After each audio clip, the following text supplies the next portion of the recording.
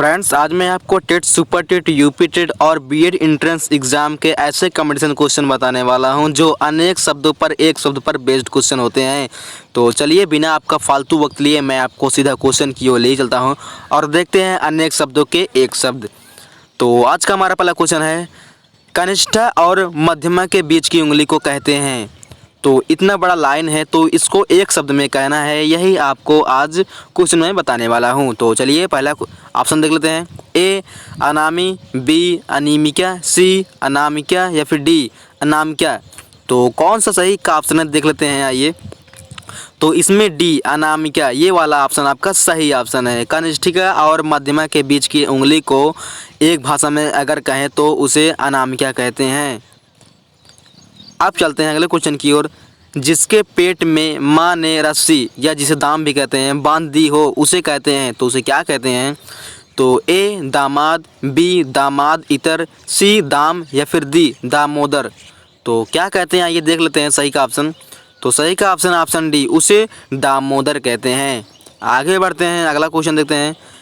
पीछे पीछे चलने वाला वाक्यांश के लिए एक शब्द है, तो क्या है एक शब्द। पहले ऑप्शन देख लेते हैं। ए अनुचर, बी अनुगामी, सी अनुवर्ती या फिर डी अनुगमनी। तो क्या है सही का ऑप्शन आइए देख लेते हैं। तो इसमें बी वाला ऑप्शन यानी अनुगामी, पीछे पीछे चलने वालों को अगर एक शब्द में कहे तो उसे अनुगामी कहा जाता है। अब बढ़ते हैं अगले क्वेश्चन की ओर। अगला क्वेश्चन है, जिसकी कोई कीमत ना हो सके वाक्यांश के लिए एक शब्द है, तो क्या है एक शब्द आइए देखते हैं। ए कीमती, बी अमूल्य, सी बहुमूल्य या फिर डी उपयुक्त में से कोई नहीं। तो क्या है सही का ऑप्शन आइए जान लेते हैं फ्रेंड्स।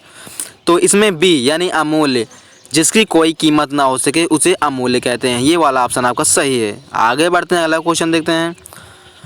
थोड़ा नपातुला भोजन करने वाला वाक्यांश के लिए उपयुक्त शब्द है, तो क्या है आइए पहले ऑप्शन देख लेते हैं। ए मित्यैव, बी मित्यैव, सी मिताहारी या फिर डी मितहारीन। तो क्या है सही का ऑप्शन आइए जान लेते हैं फ्रेंड्स। तो इसमें सी वाला ऑप्शन यानी मिताहारी ये वाला ऑप्शन आपका सही ऑप्शन है। आगे बढ़ते हैं, अगला क्वेश्चन देखते हैं। गुरु के समीप रहकर अध्ययन करने वाला के लिए एक शब्द है, तो क्या है। ए शिष्य, बी आश्रमवासी, सी विद्यार्थी या फिर डी अंतेवासी। तो क्या है आइए जान लेते हैं। तो उसे डी यानी अंतेवासी, जो गुरु के पास रहकर जो शिक्षा ग्रहण करते हैं उसे अगर एक शब्द में कहा जाए तो उसे अंतेवासी कहा जाता है। आगे बढ़ते हैं फ्रेंड्स, अगला क्वेश्चन देखते हैं। जिसके हृदय पर आघात हुआ हो वाक्यांश के लिए उपयुक्त शब्द होगा, तो क्या होगा वो एक शब्द।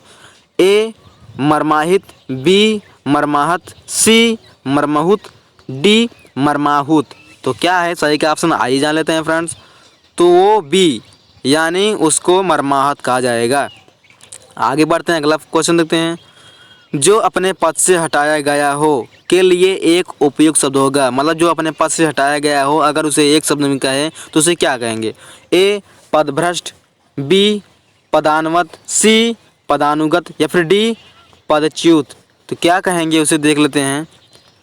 तो उसको डी यानी उसे पदच्युत के नाम से जाना जाएगा, ये वाला ऑप्शन यानी डी ऑप्शन आपका सही ऑप्शन है। आगे बढ़ते हैं, अगला क्वेश्चन देखते हैं। जिसे किसी वस्तु की स्पृहा ना हो के लिए उपयुक्त शब्द होगा, तो क्या होगा। ए निस्पृहा, बी निष्प्रिय, सी निष्प्रिय या फिर डी निष्प्रियहीन। तो सही का ऑप्शन जान लेते हैं, क्या है सही का ऑप्शन। तो इसमें बी यानी निष्प्रिय ये वाला ऑप्शन आपका सही ऑप्शन है। आगे बढ़ते हैं फ्रेंड्स, अगला क्वेश्चन देखते हैं। जिसकी पूर्व से कोई आशा ना हो वाक्यांश के लिए उपयुक्त शब्द होगा, तो क्या होगा उपयुक्त शब्द आइए जान लेते हैं। ए प्रत्याशित, बी अप्रत्याशित, सी अप्रत्याशित या फिर डी अप्रत्याशित। तो क्या है सही का ऑप्शन आइए जान लेते हैं दोस्तों। तो इसमें डी अप्रत्याशित ये वाला ऑप्शन आपका सही होगा, या जिसका पूर्व से कोई आशा ना हो उसे अप्रत्याशित कहा जाता है। आगे बढ़ते हैं फ्रेंड्स, अगला क्वेश्चन। पति युक्ता स्त्री को एक शब्द में कहते हैं, तो क्या कहते हैं आइए जानते हैं। ए दंपति, बी जोड़ी, सी सधवा या फिर डी पति पत्नी। तो क्या कहते हैं ये जान लेते हैं। इसमें सी यानी सधवा, पति युक्ता स्त्री को अगर एक शब्द में कहा जाए तो उसे सधवा के नाम से जानते हैं, यानी सी वाला ऑप्शन आपका सही ऑप्शन है। आगे बढ़ते हैं, अगला क्वेश्चन देखते हैं। झगड़ा लगाने वाला मनुष्य एक शब्द में कहा जाता है, तो क्या कहा जाता है। ए जयचंद, बी शकुनी, सी विभीषण या फिर डी नारद। तो क्या है सही का ऑप्शन देख लेते हैं आइए। तो उसे डी यानी नारद के नाम से जाना जाता है उसे। आपने महाभारत में भी देखा होगा नारद को ऐसी हरकतें करते हुए। तो आगे बढ़ते हैं फ्रेंड्स, अगला क्वेश्चन देखते हैं। महल के भीतरी भाग को किस शब्द से जानते हैं? तो आइए पहले ऑप्शन देख लेते हैं। ए गर्भगृह, बी भीतरी तल, सी अंतःपुर या फिर डी रनिवास। तो आइए सही का ऑप्शन देख लेते हैं। तो इसमें सही का ऑप्शन है ऑप्शन सी अंतःपुर। तो महल के भीतरी भाग को अंतःपुर के नाम से जाना जाता है। आगे बढ़ते हैं, अगला क्वेश्चन देखते हैं। बहुत अधिक बोलने वाला व्यक्ति यानी बहुत अधिक बोलने वाले व्यक्ति को एक शब्द में क्या कहा जाएगा? तो ऑप्शन देख लेते हैं। ए वक्ता, बी अधिवक्ता, सी प्रवक्ता या फिर डी वाचाल। तो क्या है सही का ऑप्शन आइए जान लेते हैं। तो उसे डी वाचाल, बहुत अधिक बोलने वाले व्यक्ति को वाचाल कहा जाता है। अब आगे बढ़ते हैं फ्रेंड्स, अगला क्वेश्चन देखते हैं। जिसका इलाज ना हो सके इसके लिए उपयुक्त शब्द है। तो क्या है शब्द आइए जान लेते हैं। ए असाध्य, बी दुसाध्य या फिर सी साधनहीन या फिर डी श्रम साध्य। तो क्या है सही का ऑप्शन जान लेते हैं। तो ए उसे असाध्य यानी जिसका इलाज ना हो सके उसे असाध्य कहा जाता है एक शब्द में। आगे बढ़ते हैं, अगला क्वेश्चन देखते हैं। अगली और क्वेश्चन, जिसे जीता ना जा सके उसके लिए उपयुक्त शब्द है। तो क्या है? ए अजय, बी अज्ञेय, सी अपराजय या फिर डी दुर्जय। तो क्या है सही का ऑप्शन आइए जान लेते हैं। तो इसमें ए वाला ऑप्शन यानी अजय, जिसे जीता ना जा सके उसे अजय कहा जाता है। आगे बढ़ते हैं अगले क्वेश्चन की ओर। जिस स्त्री का पति जीवित है उसके लिए उपयुक्त शब्द होगा। अगर उसे एक शब्द में कहे तो क्या कहा जाता है, क्या कहा जाएगा? ए पतिव्रता, बी सधवा, सी विवाहिता या फिर डी अनुरक्ता। तो क्या है सही का ऑप्शन आइए जान लेते हैं। तो उसे बी यानी सधवा, जिस स्त्री का पति ना हो उसे बी यानी सधवा के नाम से जाना जाएगा। आगे बढ़ते हैं। जो छीण ना हो सके उसके लिए उपयुक्त शब्द है। तो क्या है? ए अमिट, बी अपार, सी अक्षय या फिर डी अनंत। तो क्या है सही का ऑप्शन आइए जान लेते हैं। तो इसमें ऑप्शन सी यानी अक्षय, ये वाला ऑप्शन आपका सही ऑप्शन है। आगे बढ़ते हैं अगले क्वेश्चन की ओर। जो सब कुछ जानता हो के लिए उपयुक्त शब्द है। तो क्या है उपयुक्त शब्द? ए त्रिकालज्ञ, बी बहुज्ञ, सी ज्ञानी या फिर डी सर्वज्ञ। तो इसमें जो सही का ऑप्शन है आइए जान लेते हैं इसमें। तो इसमें डी यानी सर्वज्ञ, ये वाला ऑप्शन आपका सही ऑप्शन है। आगे बढ़ते हैं अगले क्वेश्चन की ओर। जिसके सिर पर चंद्र हो के लिए उपयुक्त शब्द होगा। अगर उसे एक शब्द में कहेंगे तो क्या कहा जाएगा? ए चंद्रशिखर, बी चंद्रशेखर या फिर डी चक्रघर या सी चक्रघर, डी चंद्रग्रहण। तो क्या है सही का ऑप्शन देख लेते हैं। तो इसमें जो सही का ऑप्शन है वो है ऑप्शन बी, उसे चंद्रग्रहण, ऑप्शन डी चंद्रग्रहण कहा जाएगा। आगे बढ़ते हैं। जिसके हृदय में ममता नहीं है के लिए उपयुक्त शब्द है। तो क्या है आइए जान लेते हैं। ए मर्माहत, बी क्रूर, सी निर्मम या फिर डी निर्दय।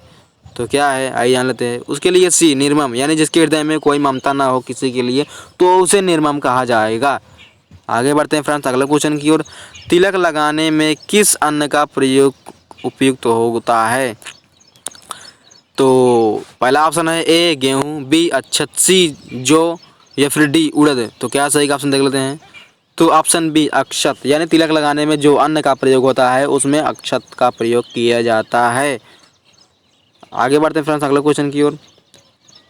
जिसका जन्म छोटी जाति यानी निचले वर्ण में हुआ हो के लिए उपयुक्त शब्द है। तो क्या है? ए अंडज, बी शूद्र या फिर सी अंतज या फिर डी अछूत। तो क्या है सही का ऑप्शन आइए जान लेते हैं। इसको सी यानी अंत्यज कहा जाएगा, जिसका जन्म निचली जात में हुआ होता है। आगे बढ़ते हैं। खाद्य सामग्री जो यात्रा के समय रास्ते में उपभोग के लिए की जाती है तो उसे क्या कहा जाता है एक शब्द में? ए स्वल्पाहार, बी पथ्य, सी पाथेय या फिर डी उपहार। तो फ्रेंड्स ये क्वेश्चन मैं आपके ऊपर छोड़ दे रहा हूँ, आप मुझे कमेंट करके बताइए कि इसका सही जवाब क्या होगा। और साथ ही फ्रेंड्स अगर आप कंपटीशन के इसी तरह के क्वेश्चन चाहते हैं तो हमारे चैनल को सब्सक्राइब करके रखिए, क्योंकि मैं बराबर कंपटीशन की वीडियो अपलोड करता रहता हूँ, इसलिए जो भी कंपटीशन की वीडियो अपलोड करूँ उस नोटिफिकेशन आप तक सबसे पहले पहुँचे।